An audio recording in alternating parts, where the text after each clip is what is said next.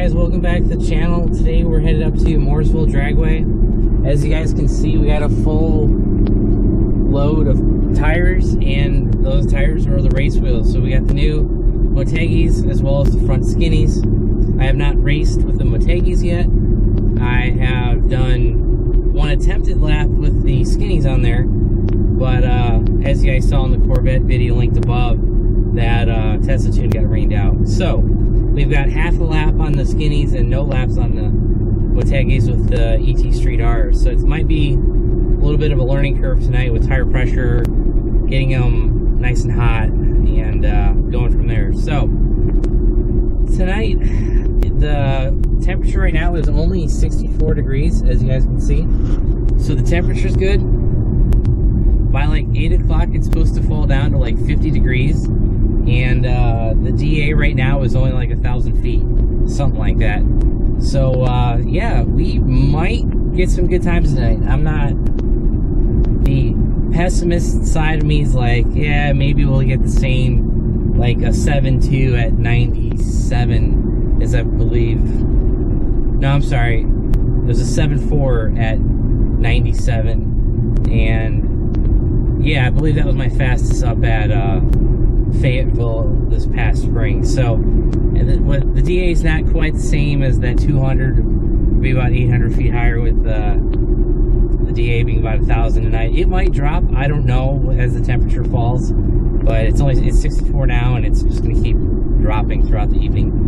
So we've got about a 40-minute drive up to Mooresville. I need to stop and get some fuel, and then we'll get the tires installed, the car teched in, and we'll go from there.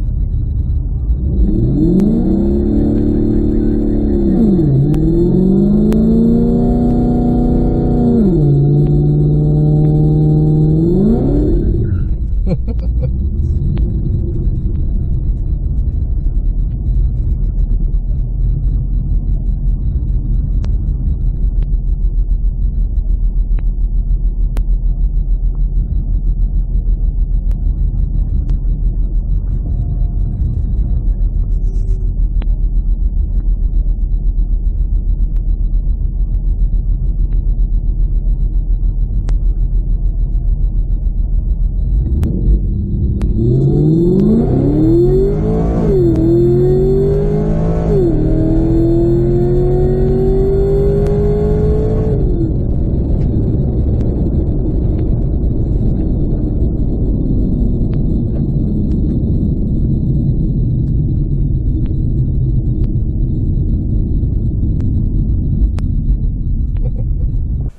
guys, let's close out this test and tune video. The air temperature was about 50 degrees when I checked it later in the night.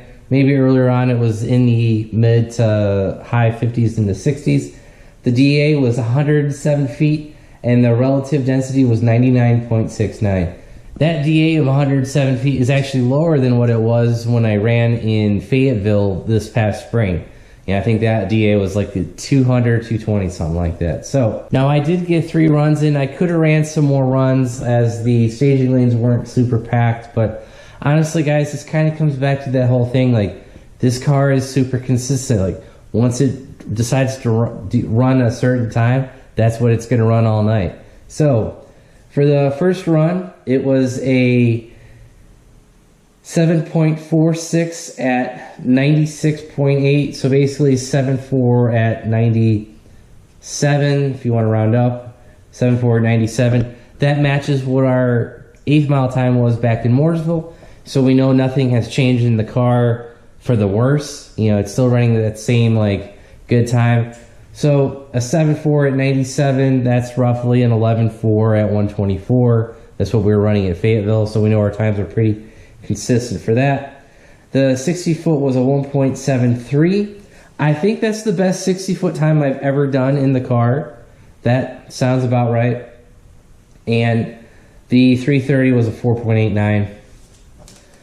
The second run was a 7.5 at 96. So again, that's 7.4, 7.5 at 96 or 97. It's consistent with the other run.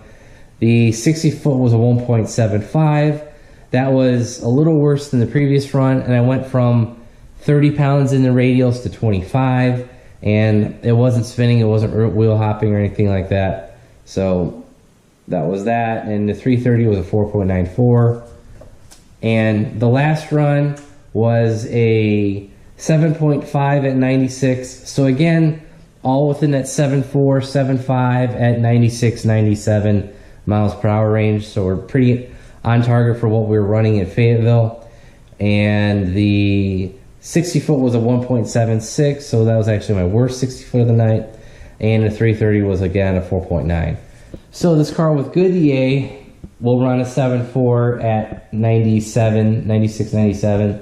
In the quarter, it'll run 11.4 at 124 with good DA. With bad DA, it's like a 7.7 at 90 something, and the quarter is a 12.9 at 117. So, you know, the DA really does affect this car, you know, both cars, but this car, since it's an automatic, it's a little bit easier to do like a scientific comparison of run to run. There's no shifting involved. You, like me, I'm not a factor in it. Really, the only factor would be if I screw up the launch and it just overpowers the tires. Now, the one thing I did want to add is this is the first time we've done a full drag race pass on the skinnies up front and the drag radials in the back. I still have the radials mounted. And so for an entire new wheel setup, the car was running what it ran before. So that's pretty good.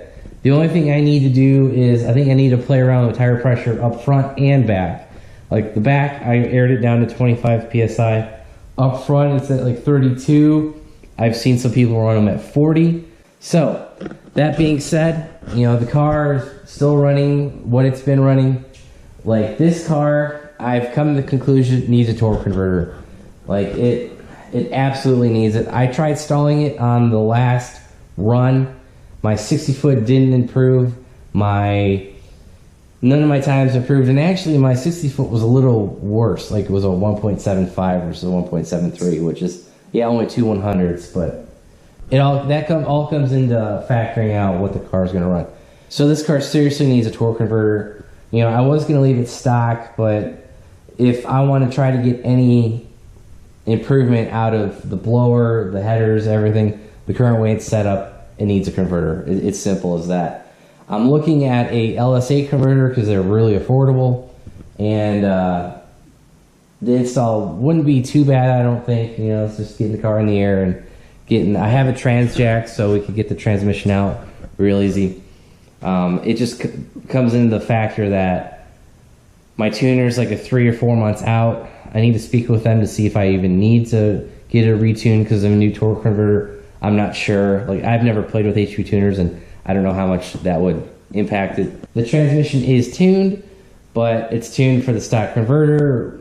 You know, I don't know how much of HP tuners can go in and play with the stall flash and all that stuff. So, but anyway, guys, that's gonna be it for this video. I talk way too much like I usually do. But if you guys like the video, give it a big thumbs up. If you haven't already subscribed, please do. If you guys want to support the channel, click the links below. We've got new merchandise for the Corvette, new merchandise for the SS, and for those new t-shirts.